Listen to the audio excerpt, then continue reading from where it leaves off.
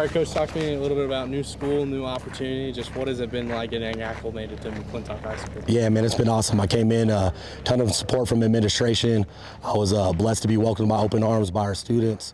And I've been throwing a lot at them since we've been here, myself and our coaching staff. And some days we have our challenges, right? But it's been awesome to see the progression that we've had in the short time we've been here. And I think it's nowhere near where we can end up, right? So knowing that we still have so much more building to do and the sky really is the limit just has me super fired up. Being able to come up to a place like this and just have some team bonding and team experience, how is that? And I know you guys are just finishing up here, so yeah. How's this sort of week been? No, it's been amazing, man. So every kid that's been at McClintock has never had the opportunity to go to camp, right? I don't think McClintock as a school has been to camp in the last 6 or 7 years, right? So none of these kids have had this experience yet. Some of them never been away from home without their families. So it's been awesome. I mean, last night we had a very emotional team bonding session that took about 3.5 hours, and kids got to see another side of us coaches. Our coaches got to kind of tap into how our kids are wired, why they are the way they are, and what makes them tick. And I felt like we really left that team bonding session as a family, right? And it rolled over to practice today. And again, man, just the on-the-field stuff's great, but I think our biggest challenge right now is coming together as a family, right? I got the handful of kids that have been here. You insert a few transfers, and then you have these up-and-coming 8th graders that are out here competing as well. So got a bunch of kids from a bunch of different places and really just trying to mesh them together. And I think we're doing a good job yet. And we still got a lot of room to grow as well. You talk about the kids that kind of come from all over. The kids were here, transfers, and then the upcoming freshmen. Yep. How do you talked about the campfire, but how do you, on a week-to-week basis, day-to-day, go about managing and forming those connections? Yeah, you got to live your culture, right? So I don't think culture is something you paint on a wall or put on the back of a T-shirt. It's how you go about your business every day. It's what you allow in your program. It's the standards you set. It's the stuff that you preach day in and day out. And we want our kids to live that. And I think naturally when you set that standard, kids are going to buy in or they're going to buy out. And we've been very blessed that the majority, 95% of these kids have bought in and are doing things the right way and want this program to be great.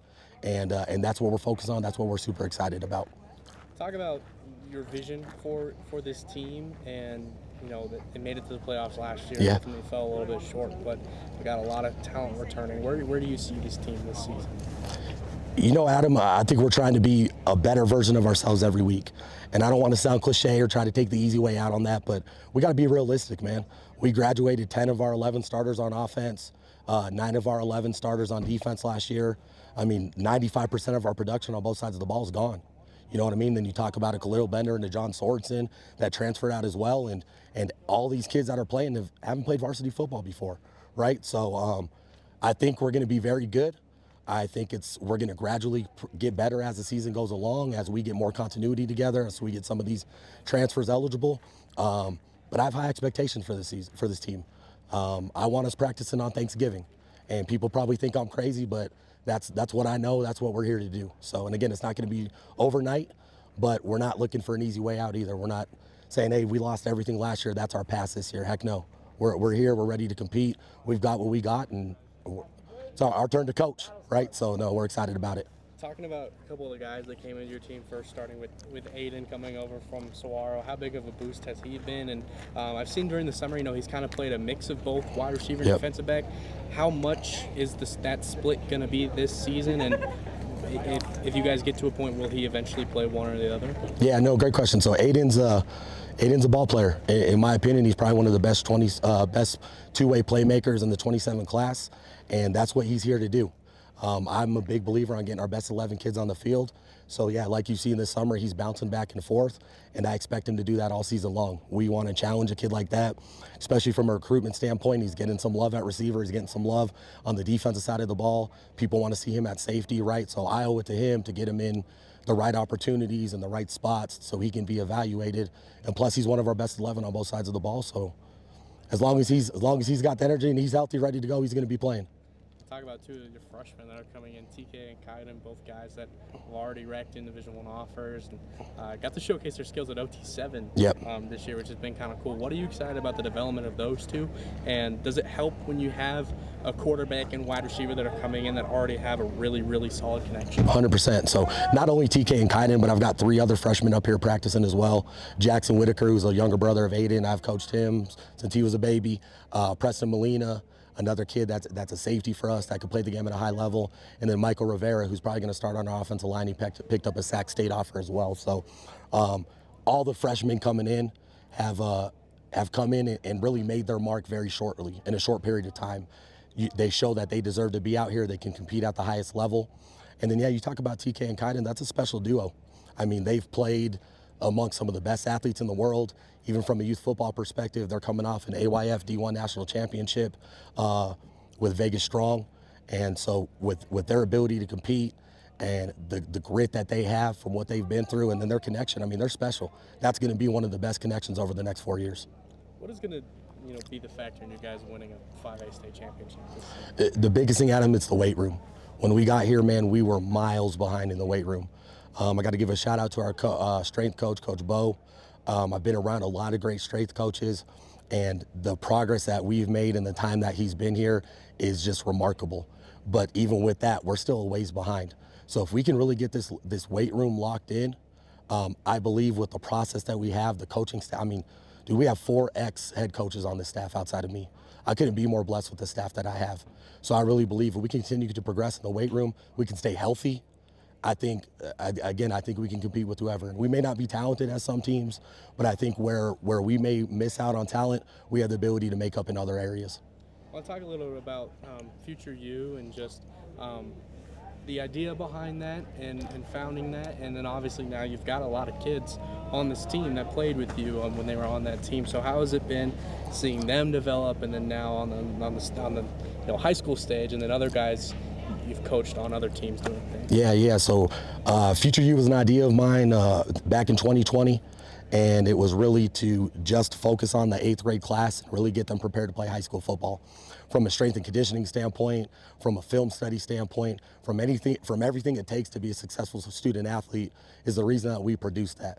And I've stepped away now. I've got other guys running it. I don't have the time to be involved in that on the day-to-day operation, but we have some great guys running it, and it's not just kids here, man. We've got kids all over the valley. I mean, 3 of the top 5 kids of the 27 class came through our program. The 25 class that just graduated, all 5 of our starting offensive linemen from that class are all going to play Division I football. And that's what makes me happy, man. This game's all about relationships. And I don't care if a kid's not playing for me, I'm still their biggest friend. Very close with the Hildenbrand family over at Basha. Jake's like a son to me, man. So to see all those kids playing at the level they are, having the opportunities that they have, that's why we do this. You know what I mean? So it's been awesome to kind of build those relationships young, and that's kind of my why, man. I've always told people that that's what kept me off the streets. That's what kept me out of trouble when I was younger, is playing youth football. So it's important to me that I always provide an outlet for those kids, because frankly, that's what our future needs. Talked about the bonding of your team at the campfire, obviously coming in and getting them in the weight room, getting them acclimated. It seems like you guys have already had a bit of success growing. I mean, I talked about what you guys did at Flight Club. How much did that, performance in that tournament? I know you can't, judge a lot of things off 7s, but how much, you go into that and you see your team make it that far, go, okay, we're obviously doing something right and we're on the right track. I think, Adam, it's more for our kids, right? I've been through this, man. I know what it takes to compete at the highest level, and I think seeing our kids gain some belief, knowing that they can compete with some of the best athletes in the state, that's been the biggest thing. But like I tell our kids, man, you got to ignore the outside noise. Like, we're getting some attention now when people are talking about McClintock a little bit, but we haven't done anything yet. You know what I mean? We still have a whole lot to prove. So again, we're trying to get better every single day. That's our focus. Whether we would have won Flight Club or been exited in the first round, that's more for you guys to talk about and get jazzed about. I'm worried about the process. As long as we're progressing the way we need, that's what I'm most concerned about. Last question. If you had to pick a player on this team to cook you like a Michelin 5-star meal that you would just be like, oh my gosh, this is the best thing I've ever had in your entire life, who would cook it? Ooh, Michelin 5-star meal. Or at least close. Yeah, no, I'm with you, man. We got some big boys up front. I might trust them on the grill, but for a gourmet meal, absolutely not. If I had to go with anybody, it'd probably be our 28 sophomore safety, Milo Abeda. And not that I think he can cook, but he's such a well-spoken young man and so resourceful that I think he could pull the right resources together to whip up something with the best of them. And yeah, I mean, he's another kid. He'll be a tweener kid between JV and varsity this year, but he's going to be a big-time player to come in the future. So make sure you remember that name as well.